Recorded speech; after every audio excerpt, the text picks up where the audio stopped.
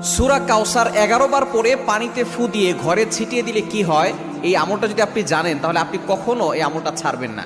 সূরা কাউসার হচ্ছে পবিত্র কোরআন কারীমের ছোট্ট একটি সূরা। 114টি সূরার ভিতরে 108 নম্বর সূরা হচ্ছে সূরাতুল কাউসার। মাত্র 3টি আয়াত রয়েছে সূরার ভিতরে। যদিও সূরাটি ছোট্ট, তবে এর ফজিলত অনেক বেশি।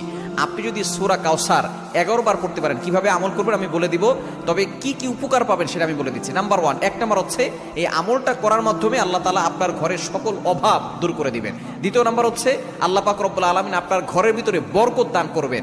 এবং 3 নাম্বার হচ্ছে দুশ্মন থেকে আল্লাহ তাআলা আপনাকে মুক্তির ব্যবস্থা করে দিবেন।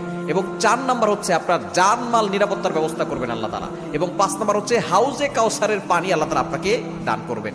কেননা এই সূরা কাউসারের ভিতরে ইন্না আতাইনাকাল কাউসার, হাউজে কাউসারের ব্যাপারে আল্লাহ পাক রব্বুল আলামিন বলে দিয়েছেন যে এটা নবী সাল্লাল্লাহু আলাইহি ওয়াসাল্লামকে আল্লাহ তাআলা হাদিয়া দিয়েছেন হাউজে কাউসার।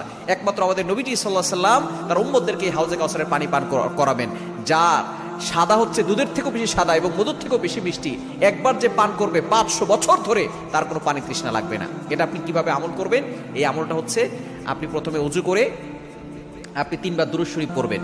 এরপরে হচ্ছে আপনি সূরা কাউসার 11 বার পড়বেন। শেষে আবার 3 বার দুরূদ শরীফ পড়বেন, পরে আপনি পানিতে ফু দিয়ে ওই পানিটা খাবেন। দেখবেন আল্লাহ পাক রব্বুল আলামিন আপনাকে সুস্থ করবেন এবং ঘরের চারকোনা ছিটিয়ে দিবেন। ওই ঘরের ভিতরে অভাব থাকবে না, ঘরের ভিতরে অভাব দূর হয়ে যাবে, বরকত চলে আসবে এবং দুশ্মন কোনো ক্ষতি করতে পারবে না। কেননা এই সূরাটা এমন সময় নাজিল হয়েছিল, নবীজি সাল্লাল্লাহু আলাইহি সাল্লামকে যখন কাফেররা গালি দিয়েছিল, যখন তার সন্তান দুনিয়া থেকে বিদায় নিয়েছিল, তখন বলেছিল মুহাম্মদ হচ্ছে নির্বংশ। তখন আল্লাহ পাক রব্বুল আলামিন আয়াত নাজিল করেছেন যে ইন্না শানি আকা হুয়াল আবতার, যে তারাই হচ্ছে নির্বংশ যারা আমার নবীকে গালি দেয়। আমার নবীর যে আল্লাহ পাক